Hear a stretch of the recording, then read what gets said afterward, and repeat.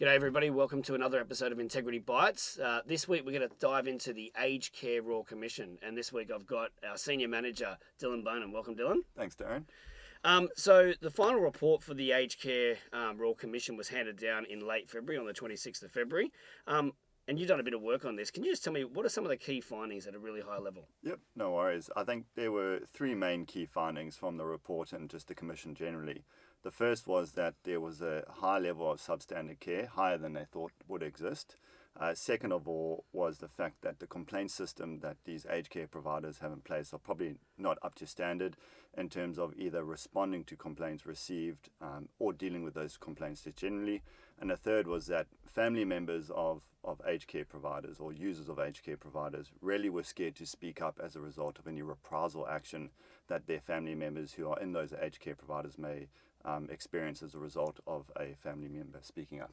Yeah, right. So scared to make a report of an issue just in case that when they're not around, that it then impacts the quality of care for their loved one. Yep, that's correct. Yeah, right. And when you say complaint systems are hard to access, are we talking about things like abilities to actually make a report and then the process of how they manage that? Yep, so just a lack of knowledge of how to make a report, or if a report is made, what's the next steps from there? Do they get contacted? Do they know the outcome of the report? Just a complete lack of information that these family members felt they couldn't access. Yeah, and I imagine a lot of these aged care providers are working with a disparate workforce, people that are from various backgrounds of educational quality or migrant backgrounds, as well as casual workers. So maybe that impacts as well their ability to know what to do in certain situations. That's correct. And also because of the 24/7 nature of the workforce as well. There's not as much senior management on the ground all the time like maybe a normal corporate business may have. That's a really good point, actually. So if you're working in the office all the time, you've got your boss nearby or a manager, but if you're working at 3 in the morning, it's pretty hard to know what to do in a situation. Yeah, good point. Now, tell me about SIRS, SIRS. What's that? Yep, it's a serious incident response scheme that was introduced by the government, the federal government this year.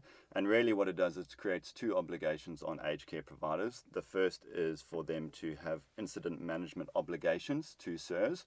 So what that means is they actually have to show that they have an approach to receiving complaints, dealing with those complaints, and also educating their staff on that complaints management system. And the second is they have compulsory reporting obligations to the Australian government, where they've actually got to feed data back to the government on the types of complaints they are receiving, as well as how they're managing it. Wow. Okay. And I know from the work we do that a lot of organisations struggle with having effective complaint management systems or speak up channels. So I imagine for a lot of aged care providers that aren't the big end of town, that's going to be a real big impasse for them.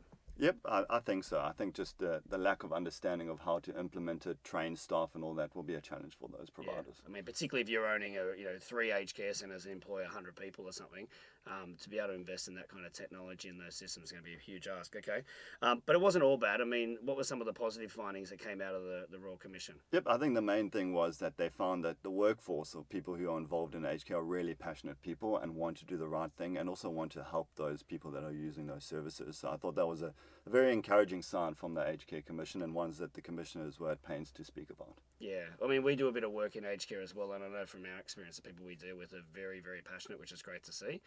You want to know if your loved ones are going to care, you're dealing with the right people.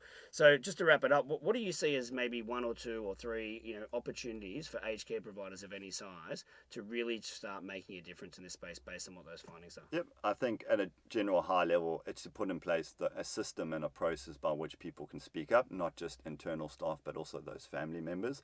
But then if you take it down to a more granular level, I think it's important, one, that staff are trained and educated on what those speak up systems or processes are.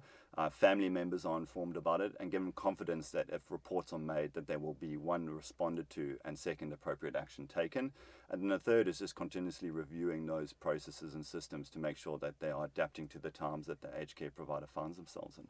Okay, that's good. I mean, I know we do some work in aged care, as I mentioned, and we have clients who have 2 reporting mechanisms. So they'll have one for staff to report up internally and one also for families to make reports if there's issues around care.